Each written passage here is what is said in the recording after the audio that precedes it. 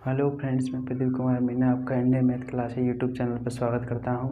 जैसा कि आपने पिछली वीडियो में देखा कि हमने प्रश्नावली 1.1 के एग्जाम्पल्स किए।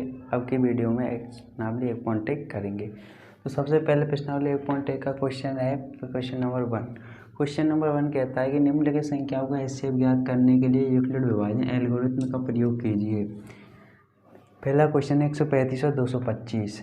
तो हमें इस प्रकार का एक एग्जाम्पल भी किया है, एग्जाम्पल 1। उसी प्रकार से हम इस क्वेश्चन को करेंगे। तो क्वेश्चन को स्टार्ट करते हैं।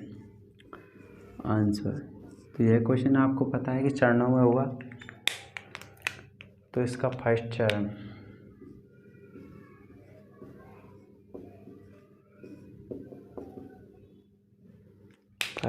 क्या कहता है इसमें? सर्वप्रथम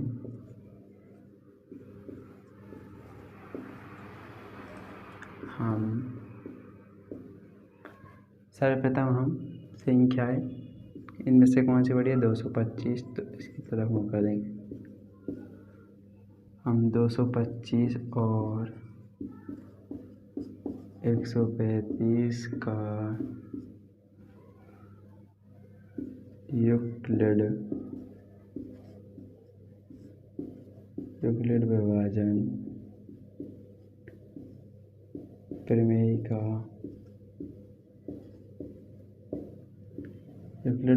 प्रमेय का से सर्वप्रथम हम 225 और 135 का यूक्लिड विभाजन प्रमेय का से क्या करेंगे? से एचसीएफ करने पर, ठीक है, एचसीएफ करने पर। इसके बाद एचसीएफ करेंगे तो आपको पहले भी पता है, पहले बड़ी संख्या का मतलब ए एंड बी। यूक्लिड विभाजन एल्गोरिथ्म प्रमेय क्या कहती है? ए बराबर बी क्यूब प्लस आर, यही कहती है यूक्लिड विभाजन एल्गोरिथम प्रमेय। इस प्रमेय के अनुसार ए यहाँ पर क्या है? बी क्यू और आर। मैं बता दूँ, यहाँ पर हम संख्या ए में भाग देते हैं बी का, क्यू आर भागफल होता है और आर शेषफल होता है। ठीक है, हमारी एल्गोरिथम प्रमेय होती है, ये हमारी एल्गोरिथम प्रमेय है। ठीक है, एल्गोरिथम प्रमेय है तो इसमें हम इसका मान रखेंगे। ठीक है, बड़ी संख्या ए और छोटी संख्या बी होती है। ठीक है, तो हम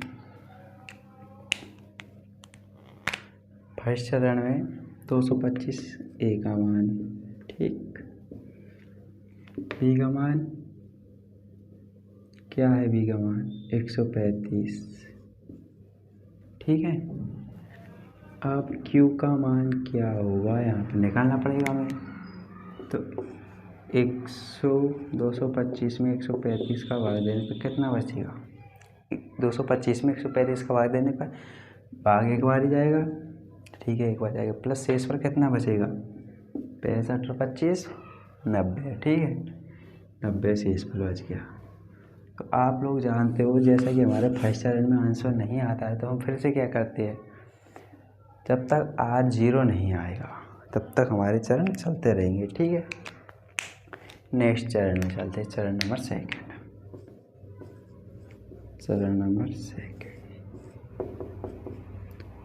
चरण नंबर सेकंड क्या कहता है? ये कहता है चूंकि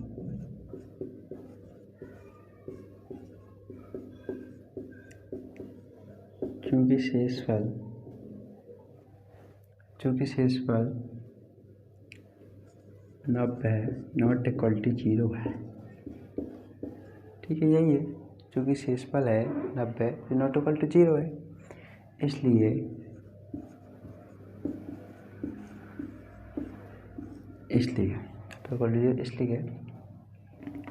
इसके बाद इसका तो हो गया भाग। अब पहले संख्या इसको लेंगे 135 और बी और आर का एचसीएफ करते हैं। इसके बाद 135 और पे का यूक्लिड का एचसीएफ यूक्लिड यूक्लिड प्रमेय से करने पर, ठीक है। इसके बाद हम यूक्लिड प्रमेय से इसको करेंगे। तो यूक्लिड प्रमेय क्या कहती है? यूक्लिड प्रमेय कहेगी कि 225, अब की बार ए का मान क्या है 135, बी का मान क्या कहता है हमारा 90, 90 का भाग कितने जाएगा एक बार से, इस पर कितना बचेगा 45। आपको पता है यही ऊपर क्या है यही नीचे क्या, अभी भी शेषफल हमारा नहीं बचा है, ठीक है। अभी हमारा शेषफल 25 है, ठीक है। तो अब हम लिखेंगे चरण नंबर 3।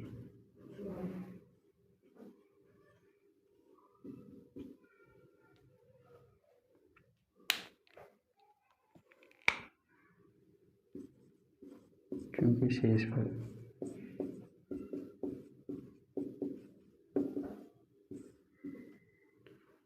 क्योंकि शेषफल 45 नॉट इक्वल टू 0 है, इसलिए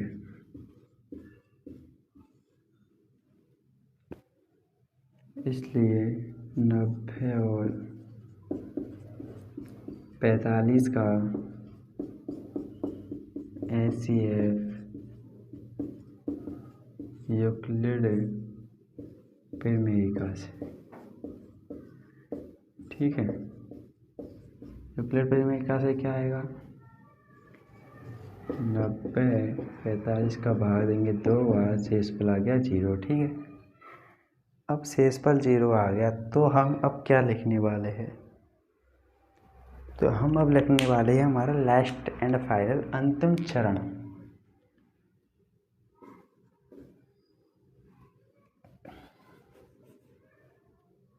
अंतिम चरण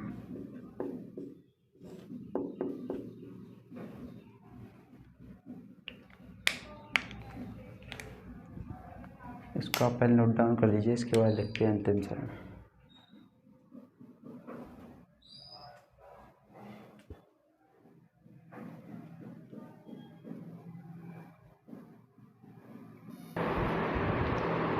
चलिए लिख लिया अंतिम यहाँ तक।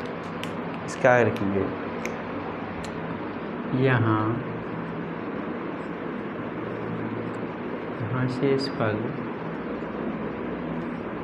शेषफल शून्य प्राप्त हो गया है, शेषफल शून्य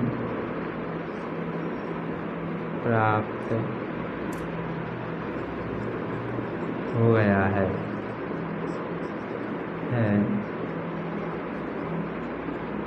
इसलिए यहाँ शेषफल शून्य प्राप्त हो गया है, हाँ शेषफल शून्य प्राप्त हो गया है, इसलिए यह प्रक्रिया फिर क्या यहाँ समाप्त होती है, इसलिए यह प्रक्रिया यहाँ समाप्त होती है, ठीक है, होती है। इस लाइन को लिख लीजिए एक बार।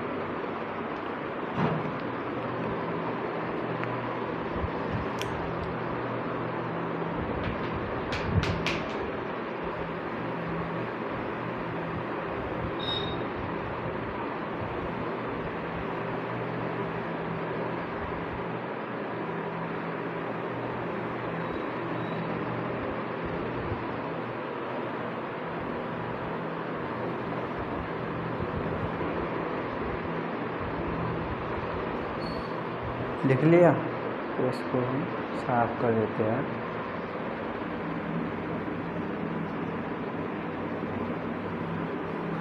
एक लाइन और रह रही है,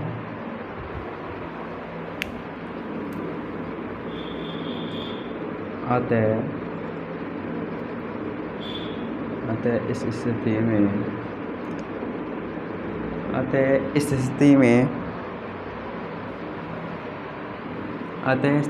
में भाजक, कौन सी स्थिति में, अंतिम शेषफल वाली भाजक 5 है, इसलिए संख्या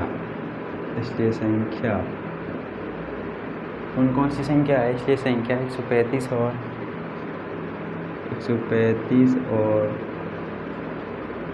225 का HCF 45 होगा। ठीक है, इनका HCF कितना होगा, 45। ठीक है, आपने ये सभी नोट डाउन कर लिया, इसे भी नोट डाउन कर लीजिए।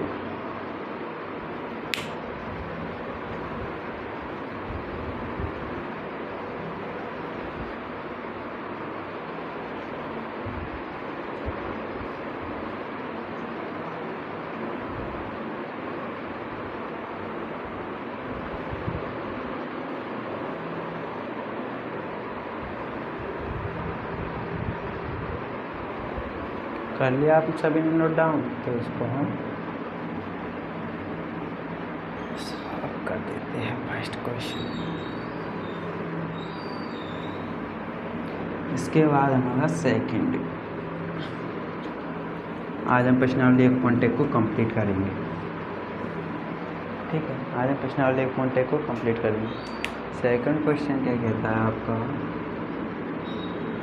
96 और 220 का HCF। निम्नलिखित संख्याओं का HCF ज्ञात करने के लिए यूक्लिड एल्गोरिथम का प्रयोग कीजिए। यदि 196 और संख्याएँ यदि 196 और 38,220 हो।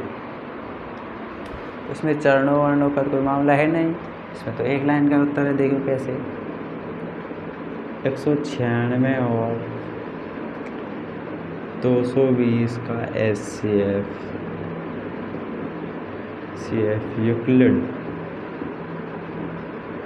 यूक्लिड विभाजन एल्गोरिथम से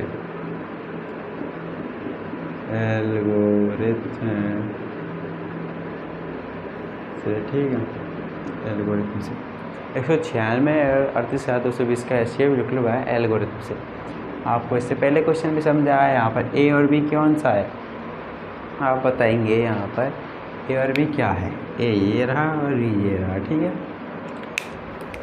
लिख देंगे। तो A का मान कितना, 38,220। B का मान कितना, 196।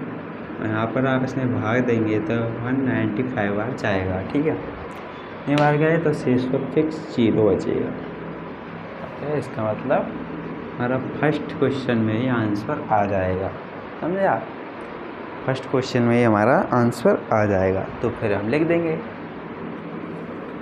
अतः 196 और 38,220 का HCF कितना होगा, 190 कितना होगा, 195 होगा। बिल्कुल राइट, 195 होगा या 196 होगा, बताइए। मैंने आपको बताया था B का मान जो B का मान शेषफल 0 लाए, जो B का मान होगा वो शेषफल 0 लाए, वही हमारा HCF होगा।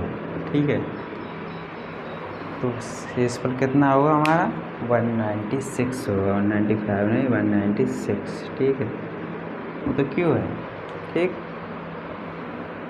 आप इसे नोट डाउन कर लीजिए।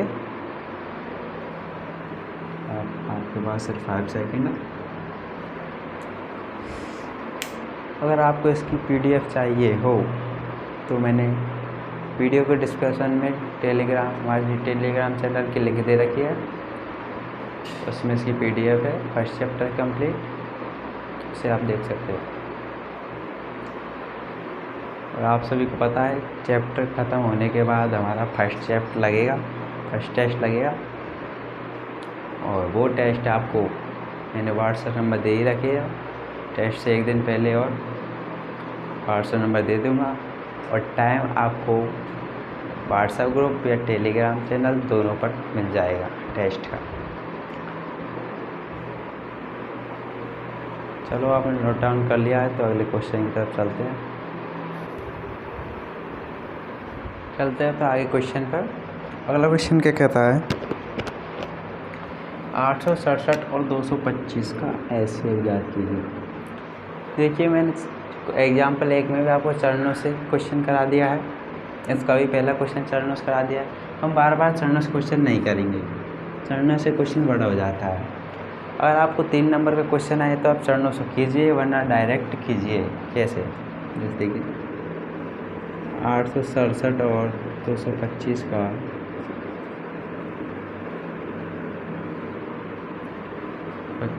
यूक्लिड विभाजन का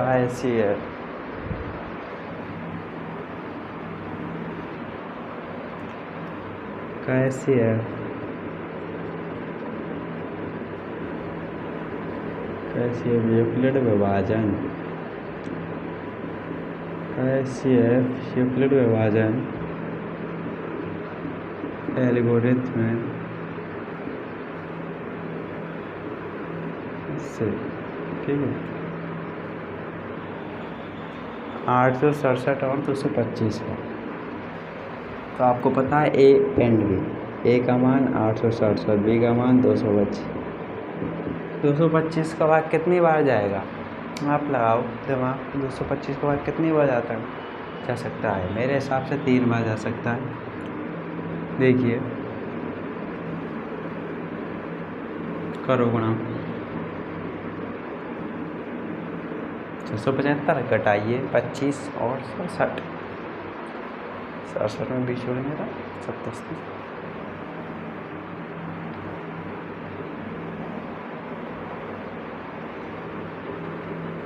92, ठीक है। 92 आ गया। 92 सही आया है क्या?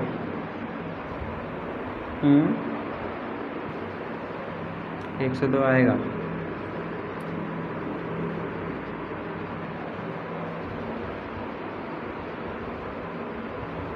जोड़ो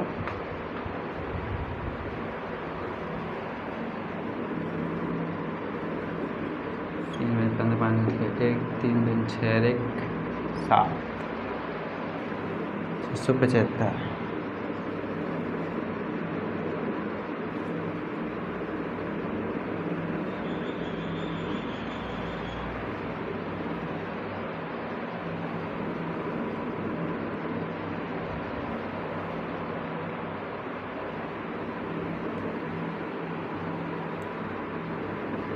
तो 192 बचेगा, ठीक है।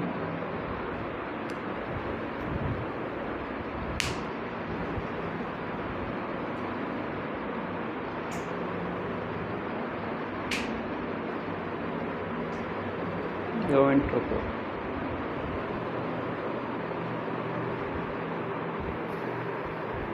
चलो ठीक है, तीसरा क्वेश्चन करते हैं।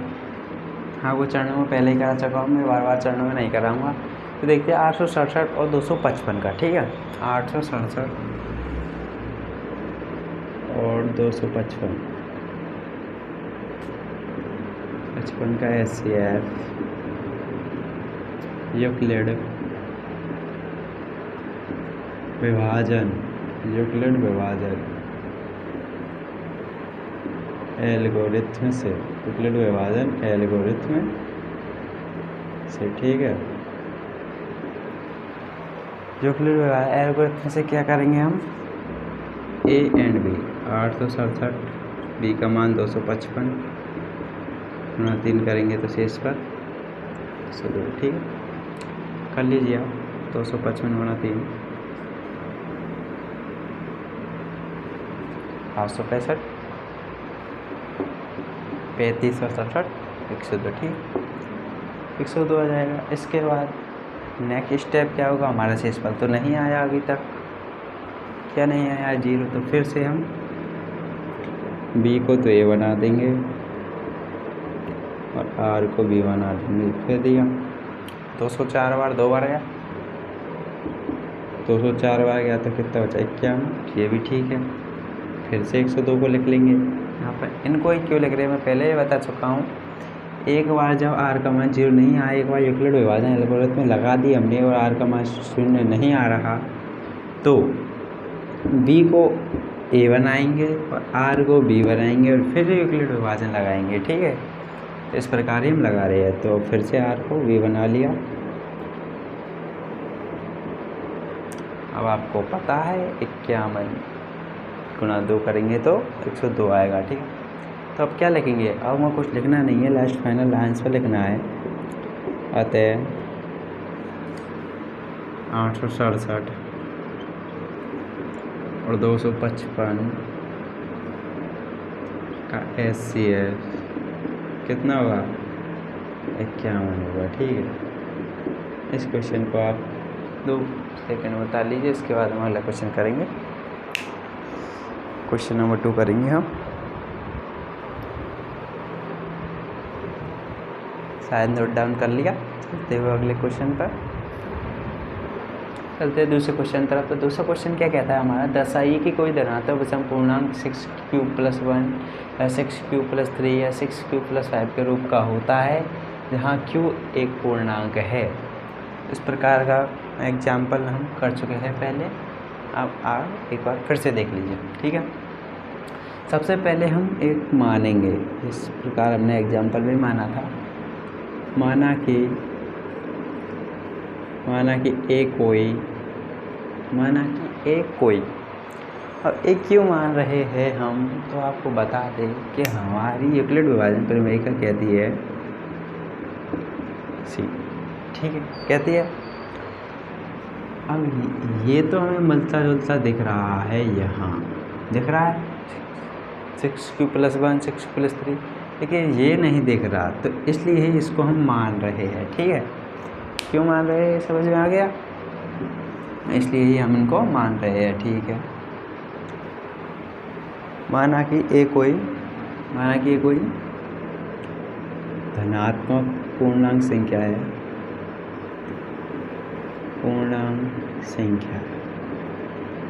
माना कि ए कोई धनात्मक पूर्णांक संख्या है, तब b बराबर क्या होगा? ये रहा b, तब b बराबर 6 है। तब नहीं, तथा b बराबर दे रखा है, तब यूक्लिड विभाजन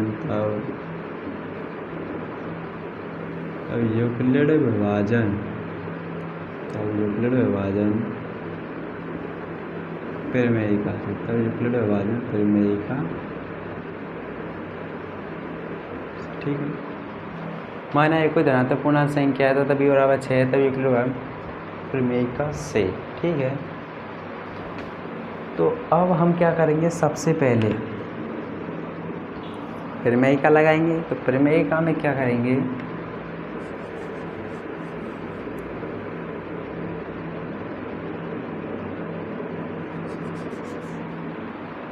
यहाँ पर एक q कोई पूर्णांक दे रखा है और q कोई पूर्णांक है, वो किससे बड़ा है किससे छोटा है, उसके लिए हम लिखेंगे किसी पूर्णांक, कोई पूर्णांक या किसी पूर्णांक q के लिए क्या लिखेंगे? या तो 0 से बड़ा है छोटा है के लिए। अब q इनकी ही शर्तों पर लागू करेगा, इसके मान पर। ठीक है, इस पूर्णांक संख्या के लिए q आ गया हमारा। इसके बाद हम क्या लिखने वाले हैं? हमारी यूक्लिड विभाजन एल्गोरिथम परिमेय क्या कहती है? यूक्लिड विभाजन एल्गोरिथम परिमेय कहती है bq+c। ठीक है, ये कहती है हमें यहाँ पर किसका मान ज्ञात है? बताओ आप सभी, किस चीज़ का मान ज्ञात है? हमें बस यहाँ पर सिर्फ b का मान ज्ञात है। और किसका बताइए आप? b का मान ज्ञात है के लिए है ये। ठीक है, हाँ भाई, हमें b का मान ज्ञात है ए का मान हमने माना है, तो हमें मान तो लगाना है आर का। आर का मान कैसे लगाएंगे, जहाँ आर क्या क्या पॉसिबल हो सकते, आर बराबर 0, 1, 2, 3, 4, 5। ये क्यों पॉसिबल है, ये क्यों इसलिए पॉसिबल है क्योंकि आपने आर क्या किया, यूक्लिड एल्गोरिथम प्रमेय में आर शेषफल रहता है। अगर भाजक ही 6 है तो शेषफल उससे छोटा होगा, तो उससे छोटा 0, 1, 2, 3, 4, 5 है। ठीक है, एक बार लिख देंगे जहाँ आर बराबर है, चूँकि 0 से बराबर है बड़ा है आर, 6 से छोटा है। ठीक है, इसको लिखने के बाद अब लिखेंगे हम आर का मान हमारे पास आ गया, तो अब हम ए के मान को भी लिख सकते हैं आराम से। इसलिए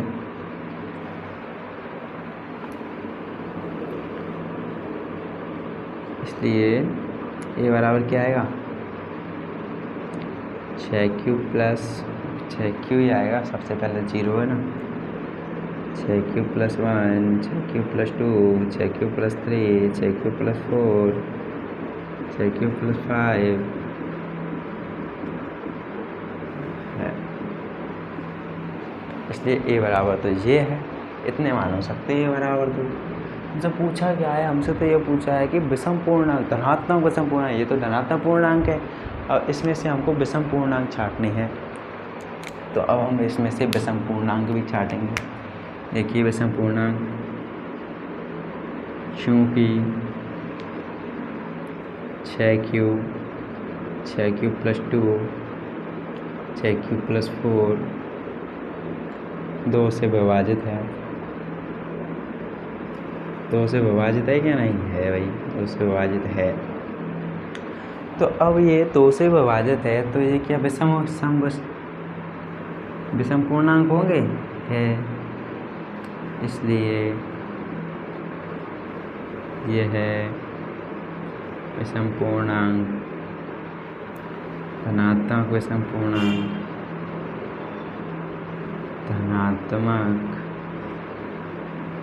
धनात्मक विषम पूर्णांक नहीं है। ठीक है, अब हमारी लास्ट लाइन उत्तर की बिल्कुल सेम टू सेम हमने अब सिद्ध कर लिया है। इसलिए अतः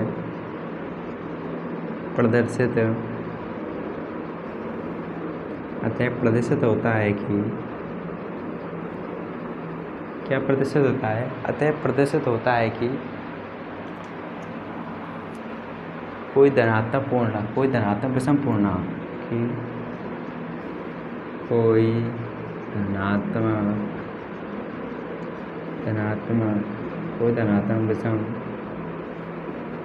धनात्मक विषम पूर्णांक प्रदर्शित होता है कि कोई धनात्मक विषम पूर्णांक किसके बराबर हो सकता है, 6Q प्लस 1, 6Q प्लस 3, या तो इसके बराबर या इसके बराबर या इसके बराबर के होता है कि कोई धनात्मक विषम पूर्णांक के रूप का होता है। ठीक है, आप इसको नोट डाउन कर लीजिए आराम से। इसके बाद हम नेक्स्ट क्वेश्चन 3 की तरफ बढ़ेंगे, आप इसे नोट डाउन कीजिए।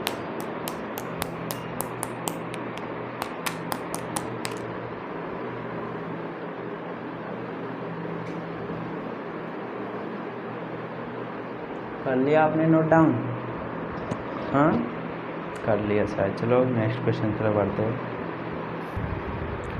क्वेश्चन नंबर 3 क्या कहता है, क्वेश्चन नंबर 3 ये कहता है कि किसी परेड में 616 सदस्यों वाली कोई परेड है जिसमें 616 सदस्यों वाली एक सेना आर्मी की टुकड़ी है, कोई जिसमें 616 सदस्य है की एक टुकड़ी है, 616 सदस्यों वाली एक टुकड़ी है जिसको 32 सदस्यों वाली आर्मी बैंड के पीछे मार्च करना है। दोनों समूहों को समान संख्या वाले स्तंभों में मार्च करना है, तो दोनों समूहों को समान संख्या वाले स्तंभ।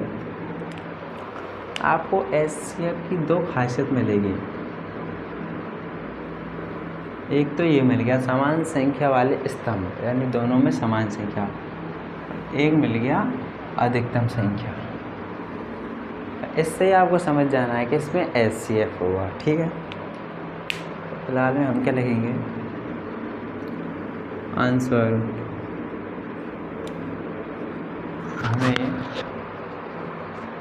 हमें क्या करना है,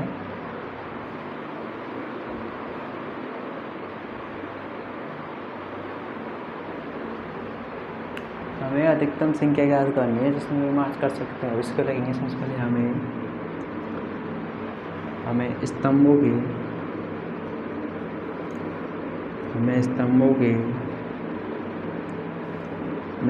की अधिकतम संख्या, हमें स्तंभों की अधिकतम संख्या ज्ञात करनी है। हमें स्तंभों की अधिकतम संख्या ज्ञात करनी है जिसमें वे मार्च कर सकें। तो ठीक है, अर्थात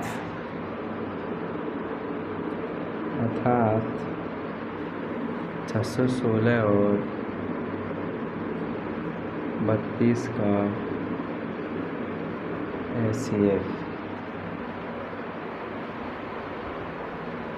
इसका मतलब यही है, हमें स्तंभों की संख्या ज्ञात करनी है। इसका मतलब अर्थात 616 और 32 का HCF हमें किस विधि से ज्ञात करना है। HCF यूक्लिड विभाजन प्रमेय का से।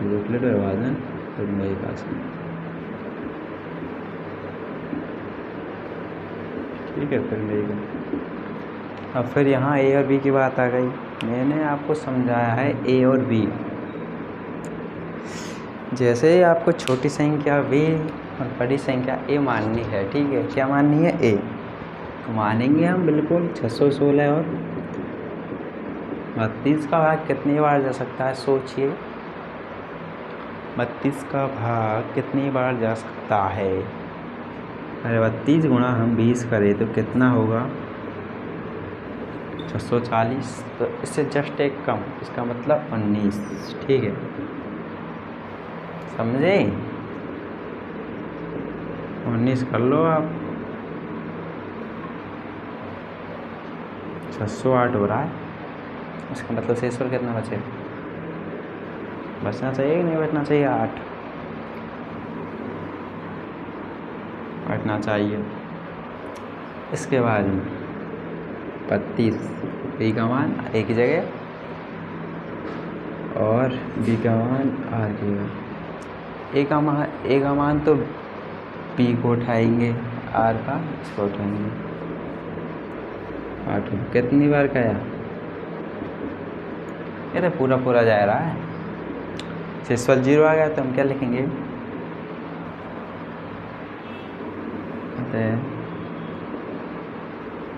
616 और 30 का HCF 8 होगा। इसको मत भूल जाएगा, जिससे लास्ट बार भाग दिया है वही होगा हमारा, HCF 8 होगा। तो हमारा उस उत्तर या आंसर यह नहीं है कि आपका HCF कितना होगा, वो तो ये पूछ रहे हैं हमसे कि अधिकतम संख्या, स्तंभों की अधिकतम संख्या क्या होगी। तो हम लिखेंगे इसलिए स्तंभों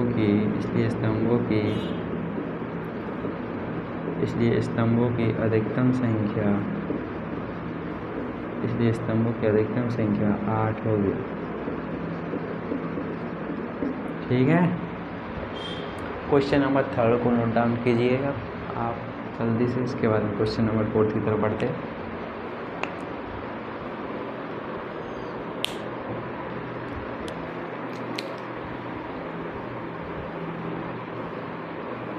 कर लिया, चलो आगे बढ़ते हैं।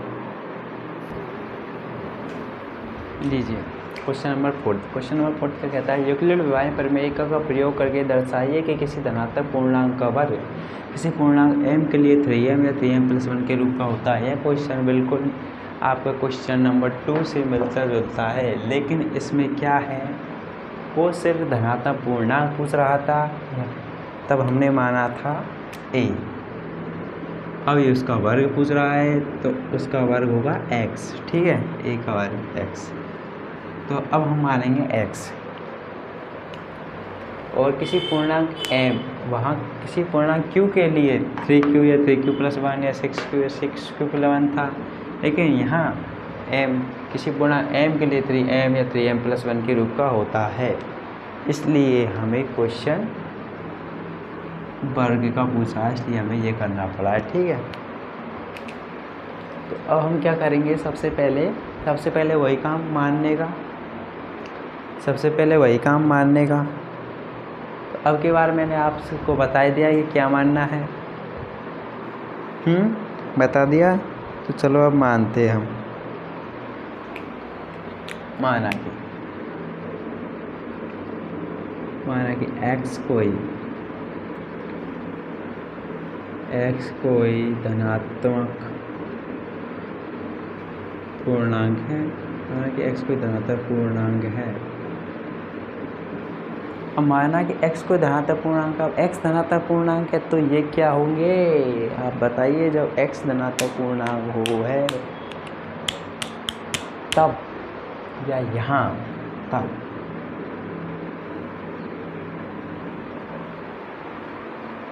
तब पूर्णांक q, वहाँ पूर्णांक m के लिए पूछ रहा है,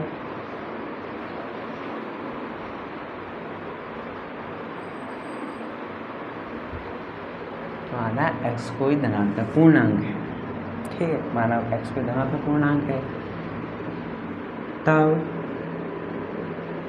x लिख लो या ये है लिख लो, एक ही बात है, x के लिए ये है। माना x कोई धनात्मक पूर्णांक है, तब ये है 3q + 1 3q + 2 के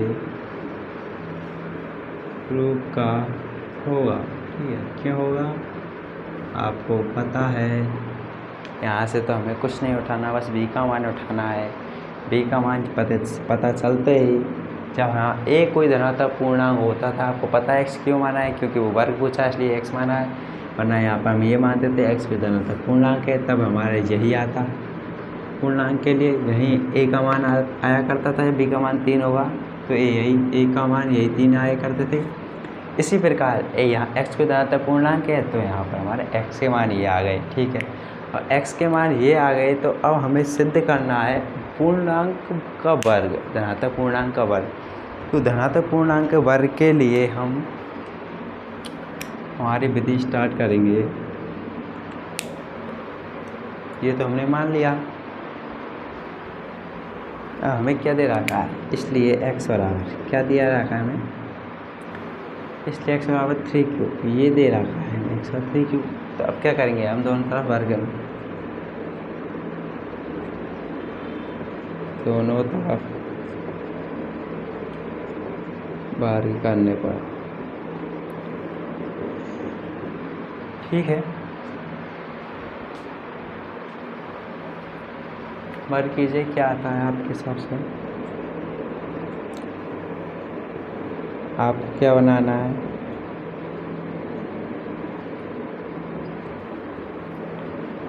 आपको तो सिर्फ और सिर्फ ये बनाना है ना 3m, तो आप इसमें से 3 कॉमन ले लेंगे, बस। आपने 3 कॉमन ले लिया ना, यहाँ से 3 कॉमन, देखो कहाँ है वो, 3m पूछा है हमसे।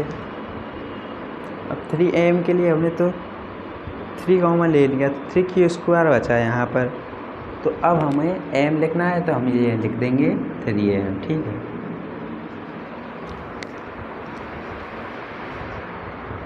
लिख दिया। अब एक लाइन हमें ये भी लिखनी पड़ेगी, जहाँ m बराबर 3q² है तथा m एक पूर्णांक है जो ऊपर लिखा हुआ है, ठीक है। तब क्या लिखेंगे आप, x² का मान 3m आ गया, तो इसे हमें समीकरण देना पड़ेगा ये तो।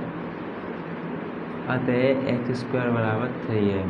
तो इसको तो हम लिख लेंगे समीकरण नंबर 1, सिद्ध करना है अभी। इस प्रकार समीकरण नंबर 1 आ गया। इस प्रकार हमें दूसरे का भी उपयोग करना है। किसका? ये रहा ना आपके सामने, ठीक है, इसका उपयोग करेंगे हम। इसलिए x बराबर क्या लिखेंगे, इसको ऐसा कीजिए, इसलिए x बराबर क्या लिखेंगे 3q + 1, ठीक है। अब आगे हमें क्या करना है, दोनों तरफ वर्ग करना है। दोनों तरफ वर्ग करने पर, दोनों तरफ वर्ग करने पर, ठीक है, दोनों तरफ वर्ग करेंगे तो क्या आएगा, एक्स स्क्वायर बराबर, इसका वर्ग करेंगे तो क्या आएगा 9q²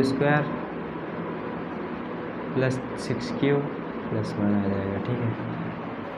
अब हमें तो वही 3m + 1 चाहिए, तो 1 तो आ गया +1, इसमें से बस 3 कॉमन ले लेना है हमको। 3 कॉमन लेते ये 3 कॉमन ले लिया, इसके भीतर जो बचता है उसे छोड़ दो। हमारा कॉमन तो आ गया ना, आया क्या नहीं आ गया,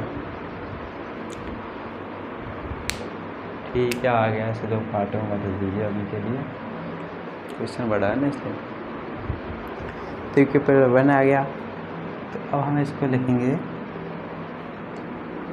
इसको यहीं पर लिख दीजिए 3m + 1 लिख सकते हैं आप इसको, ठीक है, 3m + 1 लिख सकते हैं आप इसको,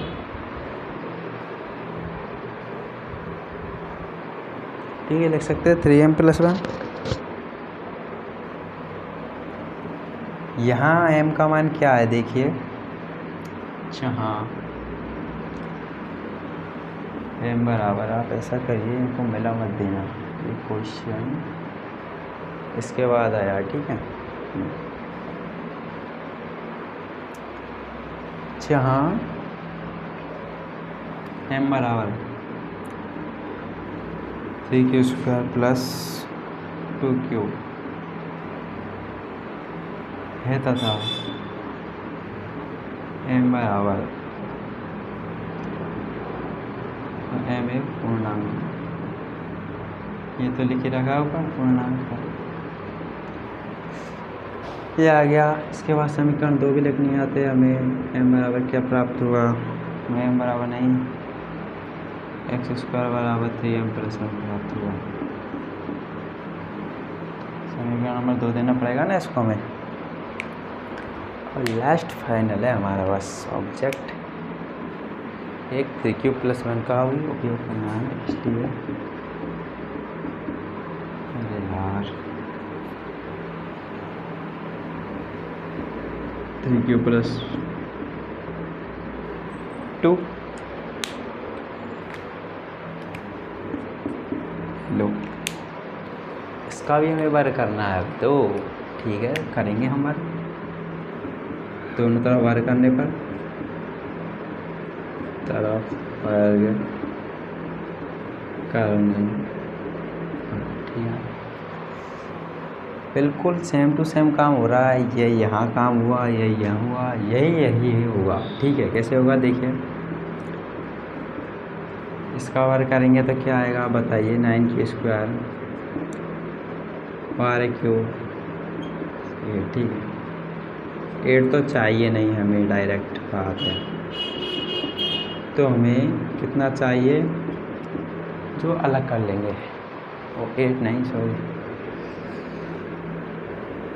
यहाँ पर आएगा 4, यहाँ 3 + 1 अलग अलग करेंगे, ठीक है, कब हो जाएगा।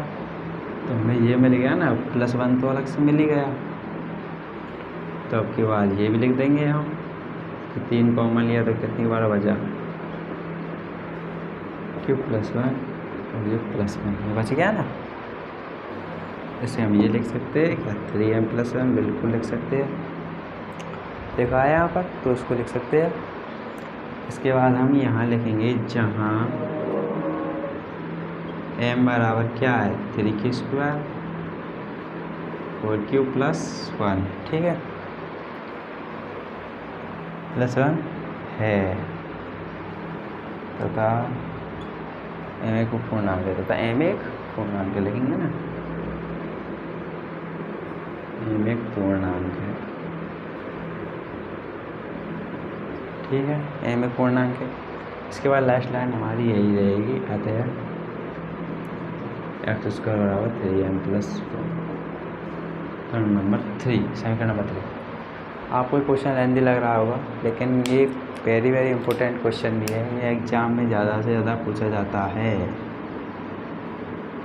ठीक है, इसलिए ये अच्छा क्वेश्चन है। आपको एक बार जल्दी से फिर समझा देता हूँ। माना कि x कोई धनात्मक पूर्णांक है, तब यह 3q + 1 3q + 2 के रूप का होता है। आप सभी को पता है, हमने एग्जाम क्वेश्चन नंबर 2 में भी देखा है कि जहाँ कोई कोई धनात्मक पूर्णांक होता था तब a का मान यही आते थे, ठीक है। इस प्रकार यहाँ पर वर्ग है, इसलिए x कोई धनात्मक पूर्णांक है तो इसका मान ये है, ठीक। x बराबर एक का मान उठाएंगे, ये उठाएंगे, ये उठाएंगे, ये उठाएंगे, इसके बाद इसका वर्ग करेंगे। फिर पहला है 3m के रूप का लिखेंगे। इसके बाद ठीक है, जहाँ m बराबर 3k² है, m का मान क्या है वो लिखेंगे, और m एक पूर्णांक संख्या है वो आपको पता ही है, ठीक है। इस प्रकार ये कंप्लीट समीकरण नंबर 3 लिखेंगे। अब आप ऐसे अब 2-4 लाइन का आंसर हो रहा है, ऐसे फटाक से उतार लीजिए। इसके बाद हम 2-4 लाइन का उत्तर और लिख के इस क्वेश्चन को समाप्त करते हैं, ठीक है। नोट डाउन कीजिए।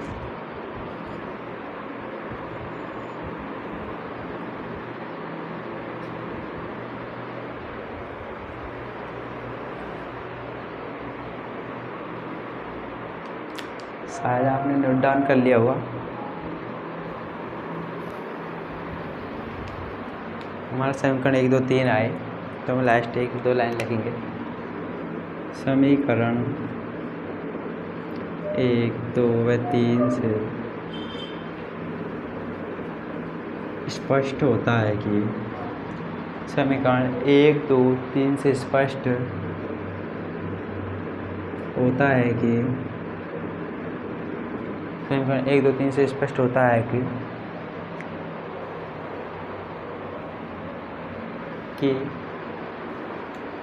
3m में 3m + 1 इस पर 0 या 1 बचता है,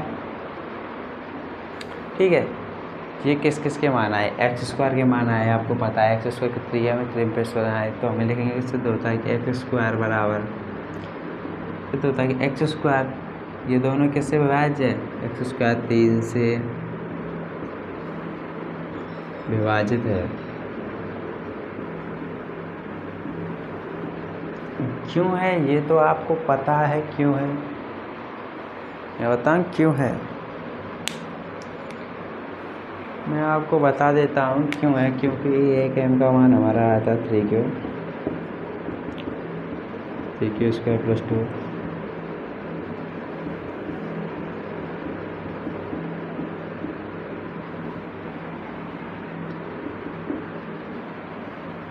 सारे m के मान थे। 2 मिनट रुकिए।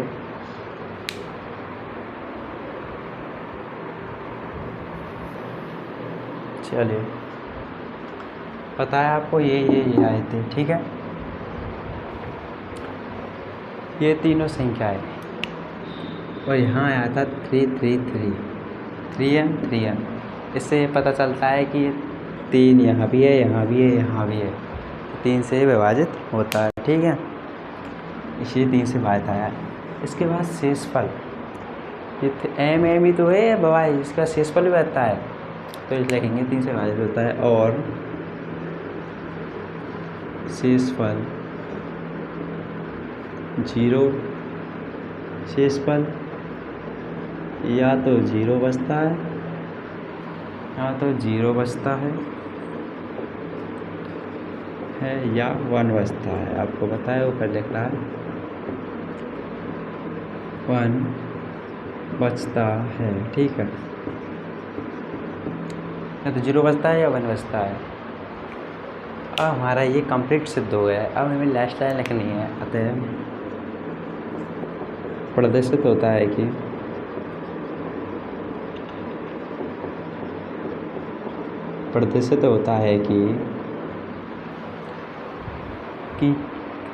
किसी धनात्मक पूर्णांक का वर्ग, यहाँ से नहीं लिखेंगे, वहाँ से लिखेंगे। किसी धनात्मक पूर्णांक का वर्ग किसी पूर्णांक के लिए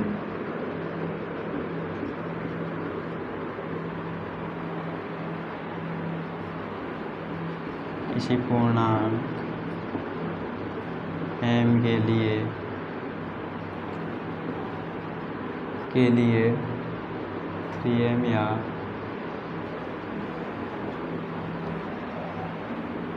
3m+1 के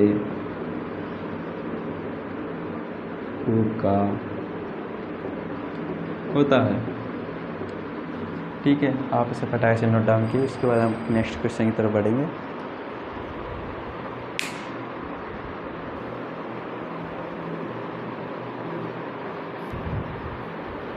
क्वेश्चन नंबर 5 क्या कहता है? यूक्लिड विभाजन प्रमेय का प्रयोग कीजिए। बताइए कि एक धनात्मक पूर्णांक का घन, अब वर्ग की जगह घन है, घन 9m या 9m+1 या 9m+8 के रूप का होता है। तो पहले वर्ग पूछा था तो हमने x माना था। अब घन पूछा है तो हमको सबसे पहले तो वर्ग बनाना होगा, इसके बाद तो घन बनाएंगे। तो पहले हम वर्ग बनाएंगे, इसके बाद वर्ग की विधि लगाएंगे। ठीक है, तो वर्ग बनाने की और एक क्वेश्चन, यह भी क्वेश्चन इम्पोर्टेंट है। दोनों लेंथी क्वेश्चन है और इम्पोर्टेंट क्वेश्चन भी है। सबसे पहले हम क्या करेंगे, माना कि एक धनात्मक पूर्णांक तब विवरण दिया था क्यों भी एक पूर्णांक, बिल्कुल क्वेश्चन नंबर 2 की तरह करेंगे इसको भी। तब हम यहाँ क्या करते थे बताइए? एक वो लिखते थे, लाइन आपको पता याद हो तो, किसी पूर्णांक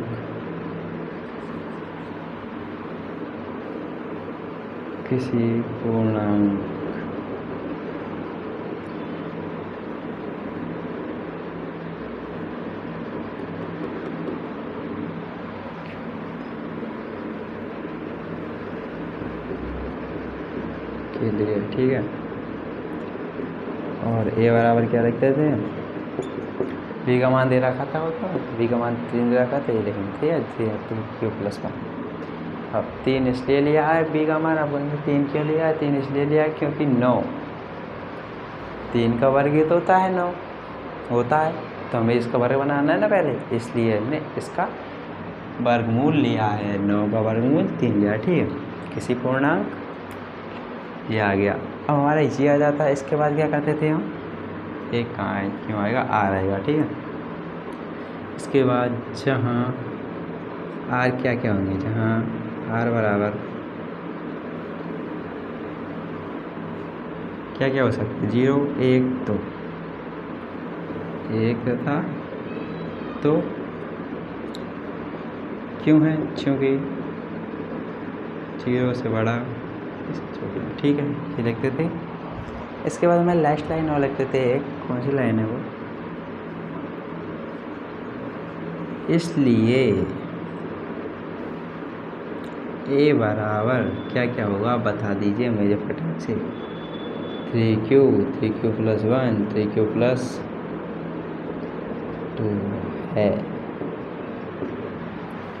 इतना हम पहले भी करते थे, ठीक है। इतना तो हम क्वेश्चन 2 में कर चुके हैं। ये कहीं सिद्ध नहीं करवा रहा, मैं घन सिद्ध करवा रहा हूँ। वर्ग का काम तो कंप्लीट कर चुके हैं, आपके सामने वर्ग का काम कंप्लीट कर चुके हैं। तब लिखेंगे तब, ठीक है। इतना काम कंप्लीट करने के बाद ही हम लिखने वाले हैं वर्ग का काम। आ गया अब यहाँ से वर्ग में जो किया था उसी को अब यहाँ पर दोहराएंगे, ठीक है। क्या दोहराने वाले हैं? सबसे पहले तो हमें क्या दे रखा है, इसलिए a बराबर 3q, ठीक। जब हम पे वर्ग करवाया था तो हमने कहा था दोनों तरफ वर्ग करने पर, अब करवा रहा है घन तो हम कहेंगे दोनों तरफ घन करने पर, दोनों तरफ घन करने पर, ठीक है। कीजिए a³ बराबर 9, 3 का क्यूब कितना होता है? 27 क्यूब, ठीक है। इसमें से हमें क्या चाहिए? 9m, ठीक है। इसमें से 9 कॉमन लेंगे, 3q क्यूब रहेंगे, बिल्कुल रखेंगे, ऐसे लिख देंगे 9m। ये समझ में आया क्या नहीं आया? जब स्क्वायर था तो स्क्वायर किया, अब क्यूब है तो क्यूब लिया। पहला मैंने ये पूछा था 9m, तो 9m हमने लिख दिया है, ठीक है। आपको भी समझ में आ रहा होगा, 9m हमने लिख दिया है। इसके बाद यहाँ पर चलते हैं, ठीक है। 9m लिख दिया है हमने। अब लिखेंगे जहाँ m बराबर क्या है, 3q क्यूब है तथा m एक पूर्णांक है, तथा m एक पूर्णांक, ठीक है, तथा m एक पूर्णांक है, m एक पूर्णांक है। इसके बाद हम लिख देते थे अतः a क्यूब बराबर क्या आएगा, 9m। समीकरण नंबर 1 आ गया। इस प्रकार ये तो वर्ग में आया था, इस प्रकार इसमें आएगा समीकरण नंबर 1। इसके बाद समीकरण नंबर 2 के लिए हम बढ़ेंगे, ठीक है। इसलिए a बराबर क्या है, दूसरा पद लेंगे अब हम 3q + 1, ठीक है। ले लिया, करो दोनों तरफ वर्ग, दोनों तरफ घन, वर्ग नहीं, दोनों तरफ वर्ग, दोनों तरफ घन करने पर, दोनों तरफ क्यूब करने पर, ठीक है। एक क्यूब। अब आप कहोगे सर इसका क्यूब का क्या कैसे करें, तो आपको सूत्र आपको बता देगा। इन सभी के सूत्रों के लिए हमने बेसिक मैथ के टॉपिक से कुछ, उनकी लिंक आपको मिल जाएगी या चैनल के में जाके देख लिए, प्ले लिस्ट में वाले टॉपिक से। उनमें एक महत्वपूर्ण सूत्र, इम्पोर्टेंट सूत्र का भी टॉपिक है, आप उससे नोट डाउन कर सकते हैं, ठीक है। अब तो मैं आपको डायरेक्ट लिख के बताऊँगा। इसके बाद अब उस वीडियो में आपको सूत्र के बारे में कुछ जानकारी देंगे, ठीक है। तो 3q + 1 का क्यूब होगा 27q क्यूब, ये तो होगा एक cube, q² plus 23q² plus 9q + 1, ठीक है, होगा ये, होगा। इसके बाद हम क्या करेंगे, हमको तो वही काम करना है। एक मिल गया हमें, 9m + 1 चाहिए, जो +1 में इसमें 9 कॉमन लेना है, तो इसमें 9 कॉमन लेंगे तो 3q cube plus 3q² plus only 4q, ठीक है। तो इसे हम क्या लिख सकते हैं, 9m + 1 लिख सकते हैं ना। इसके बाद लिख देंगे हम जहाँ m बराबर क्या आया, 3q cube plus 3q² plus q है, तथा m एक पूर्णांक है, तथा m एक पूर्णांक, m एक पूर्णांक है, m पूर्णांक आ गया। इसके बाद सेकंड समीकरण आ गया, तथा अतः इस क्यूब बराबर 9m + 1, समीकरण नंबर 2, ठीक है। आप पहले से नोट डाउन कीजिए। पहले तो आप इसे उतारिए, इसके बाद इसे उतारिए कंप्लीट, ठीक है। इसे उतारने के बाद आप इसे उतारिए यहाँ से, ठीक। कंप्लीट नोट डाउन कीजिए जल्दी से। इसके बाद हम इससे आगे समीकरण 3 लिखेंगे और क्वेश्चन समाप्त करेंगे, ठीक। नोट डाउन कीजिए।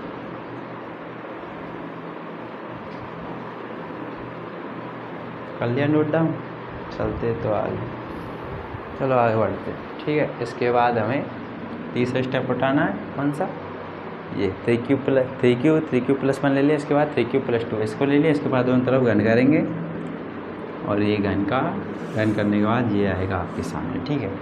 इसमें भी आपको वही काम करना है, क्या, 8 तो हमसे पूछा है, कहाँ ये पूछा, तो 8 को अलग धरो, इसमें से 9 कॉमन ले लो। 9 कॉमन लेने पर 3q² 6q 4q, ठीक है। प्लस 8, इसको क्या लिख सकते हैं 9m प्लस लिख सकते हैं। इसके बाद लिखेंगे जहाँ m बराबर 3q² प्लस 6q 4q, ठीक है।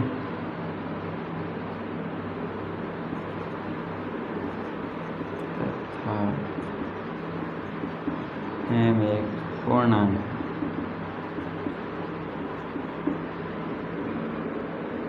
आता है, m बराबर आता है aq, आ गया हमारा समीकरण नंबर 3 आ गया है हमारा समीकरण नंबर 3।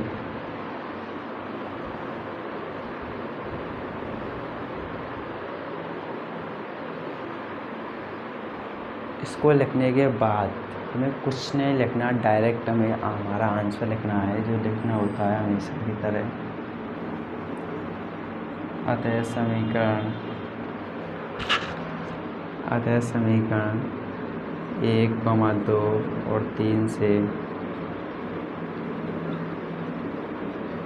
स्पष्ट होता है कि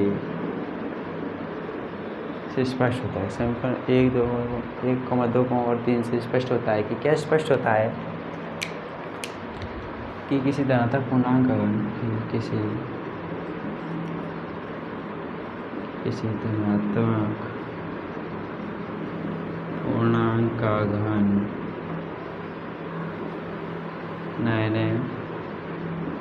9m प्लस 1 या 8 के रूप का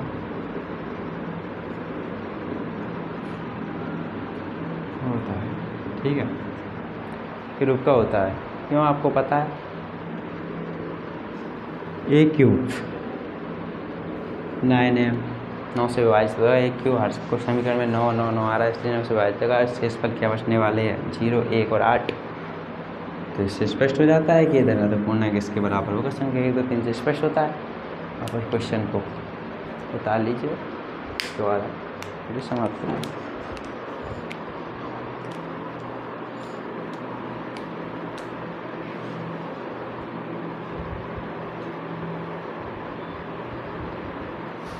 शायद आपने ये उतार लिया होगा। तो चलते हैं दोस्तों, ये वीडियो यहीं पर समाप्त करते हैं। मिलते हैं नेक्स्ट वीडियो में। इससे पहले अगर कोई विद्यार्थी इस चैनल पर नया आया हो तो उससे बता दे कि हम 10वीं क्लास के NCERT मैथ पढ़ा रहे हैं। इसी के साथ इस चैनल की डिस्कशन में आपको इससे पहले की वीडियो मिल जाएगी और आपको हमारे टेलीग्राम चैनल की लिंक इसके डिस्कशन में मिल जाएगी, जिस पर आपको इसकी PDF और इससे पहले की एक वीडियो और है बेसिक मैथ की फर्स्ट वीडियो, उसकी भी PDF मिल जाएगी। और आपको इसी के साथ बेसिक मैथ भी पढ़ना हो तो उसकी वीडियो भी यहाँ पर उपलब्ध है आपके लिए। तो चलते हैं दोस्तों, नेक्स्ट वीडियो मिलेंगे। आपको वीडियो अच्छी लगे तो लाइक कीजिए, चैनल को सब्सक्राइब कीजिए। Thank you.